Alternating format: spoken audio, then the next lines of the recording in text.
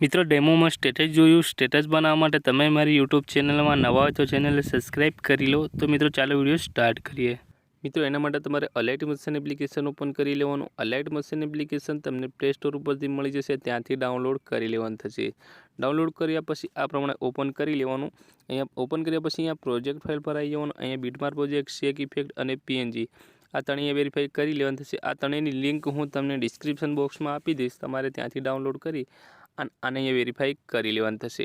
હવે શું કરશો, આપણે બીટમાર્ક પ્રોજેક્ટ આ પ્રમાણે ખોલી લેવાનું થશે। બીટમાર્ક પ્રોજેક્ટ ખોલશો એટલે બીટ પહેલેથી સેટિંગ કરેલા છે, તમે જોઈ શકો છો। અહીંયા આપણે ફોટો એડ કરવાનો થશે। ફોટો એડ કરવા માટે અહીંયા પ્લસ વાળા આઇકન પર ક્લિક કરવાનું થશે। અહીંયા મીડિયા પર ક્લિક કરવાનું થશે। તે ઓલ સિલેક્ટ કરશો એટલે તમારા જે પણ ફાઇલમાં ફોટા હોય એ ફાઇલ આ પ્રમાણે ખુલી જશે।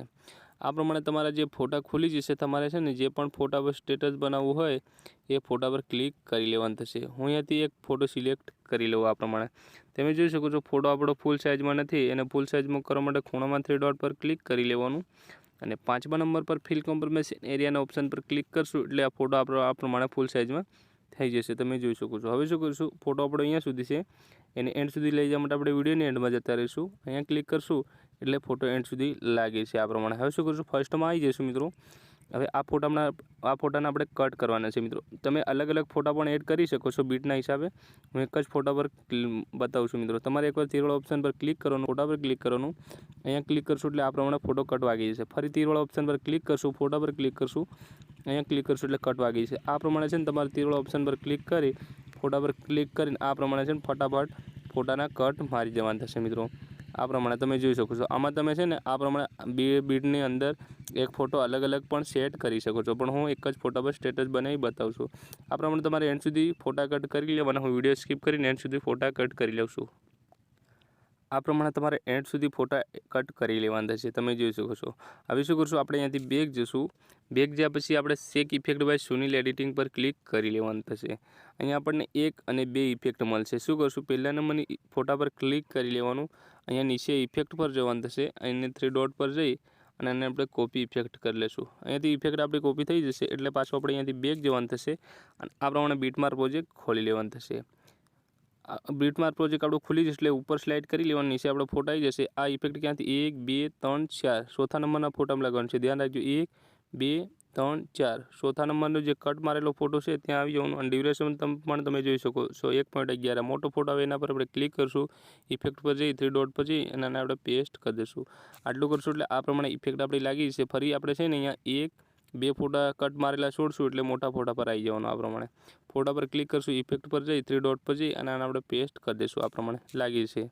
ફરી આપણે 2 કટ મારેલા ફોટા છોડવાના છે, 1 2, તો આ પ્રમાણે છે ને ફટાફટ મોટો ફોટો આવે ત્યાં આપણે ફટાફટ આ ઇફેક્ટ લગાવવાની થશે। હું ફટાફટ તમને બતાવું છું। આ પ્રમાણે છે ને એન્ડ સુધી આપણે મોટા ફોટામાં આ ઇફેક્ટ એડ કરી લેવાની થશે। તો મિત્રો તમે વિડીયો સ્કીપ કરશો તો ખબર ના પડશે કે કઈ ઇફેક્ટ ક્યાં લગાવવાની થશે, એના માટે તમારે વિડીયો એન્ડ સુધી જોવાનું થશે। વિડીયો સ્કીપ કરશો તો નહીં ખબર પડે મિત્રો।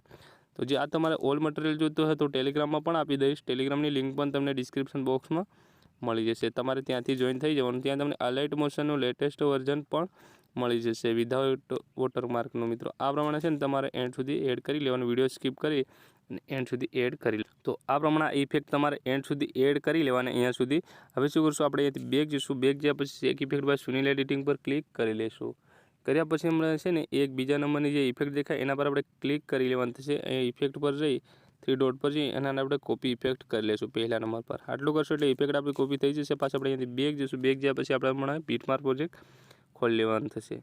ઉપર સ્લાઇડ કરશો એટલે નીચે આપણા ફોટા આવી જશે અને અહીંયાથી એક ફોટો પહેલા નંબરનો આ જે કટ મારેલો ફોટો છોડી દો, અહીંયા આવી જવાનો। આ ફોટા પર ક્લિક કરી લેવાનું, ઇફેક્ટ પર જઈ 3 ડોટ પર જઈ અને આને આપણે પેસ્ટ કરી દઈશું। આટલું કરશું એટલે ઇફેક્ટ આપણી પેસ્ટ થઈ જશે। આ પ્રમાણે આ બીજા નંબરના ફોટા પર પણ ક્લિક કરશું, ઇફેક્ટ પર જઈ 3 ડોટ પર જઈ અને આપણે પેસ્ટ કરી દઈશું। તમે જોઈ શકો છો ઇફેક્ટ અહીંયા પણ લાગી ગઈ। આ મોટા ફોટામાં આપણે લગાવેલી છે, આ ફોટો આવે એના પર આપણે ક્લિક કરી લેવાનું। ટૂંકમાં મિત્રો આપણે જેટલા પણ ફોટા બાકી હોય એટલા બધામાં એ ઇફેક્ટ આ પ્રમાણે લગાવી લેવાનું થશે। ઇફેક્ટ લગાવવાની પ્રોસેસ સેમ જ છે, તમારે ફટાફટ આ પ્રમાણે લગાવી લેવાનું થશે। આમાં લગાવેલી છે, આ મોટો ફોટો લાગી અહીંયા બાકી 2 ફોટા, તો આ પ્રમાણે આપણે 2 ફોટા જેટલા પણ છોડે એટલા બધામાં આ ઇફેક્ટ લગાવી લેવાનું થશે। વિડીયો સ્કીપ કરી અને એન્ડ સુધી ઇફેક્ટ લગાવી લઉં છું। તો આ પ્રમાણે તમારે છે ને ઇફેક્ટ એન્ડ સુધી લગાવી લેવાનું થશે। હું પીએનજી ઇમેજ લઈ લઉં, અહીંયાથી બેક જઈશું, બેક ગયા પછી આપણે પીએનજી ઇમેજ પર ક્લિક કરી લેવાનું થશે। તીરની બાજુમાં નાનો પ્લસ છે એના પર આપણે ક્લિક કરશું. પહેલા નંબર પર સિલેક્ટ ઓલ લેયર કરી લઈશું. બધી લેયર સિલેક્ટ થઈ જશે. પાછા નાના પ્લસવાળા આઇકન પર ક્લિક કરશું. ત્રીજા નંબર પર કોપી 3 લેયર કરી લઈશું. આટલું કરશું એટલે 3 લેયર આપણી કોપી થઈ જશે. પાછા આપણે અહીંયાથી બેક જવાનું થશે અને આ પ્રમાણે બીટમાર્ક પ્રોજેક્ટ ખોલી લેવાનું થશે. બીટમાર્ક પ્રોજેક્ટ ખોલશે એટલે નાના પ્લસવાળા આઇકન પર ક્લિક કરી લેવાનું અને ચોથા નંબર પર પેસ્ટ 3 લેયર કરી લઈશું. આટલું કરશે એટલે 3 લેયર આપણી પેસ્ટ થઈ જશે. મિત્રો તમે જોઈ શકો છો લેયર આપણે અહીંયા સુધી છે. એને એન્ડ સુધી લઈ જવા માટે આપણે વિડીયોની એન્ડમાં જતા રહીશું અને જે આંખ છે એની બાજુમાં આ પ્રમાણે દબાઈ રાખવાનું થશે. દબાઈ રાખશું 1 2 3 ત્રણે એક સાથે સિલેક્ટ કરી લેવાના. અહીંયા ક્લિક કરશું એટલે એન્ડ સુધી લાગે છે.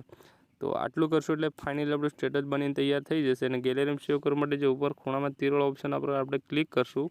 આથી એક્સપોર્ટ કરશું એટલે ફાઇનલી આપણું સ્ટેટસ ગેલેરીમાં સેવ થઈ જશે. આજના માટે આટલું જ છે. મળીશું નેક્સ્ટ વિડીયોમાં. જય હિન્દ, જય ભારત.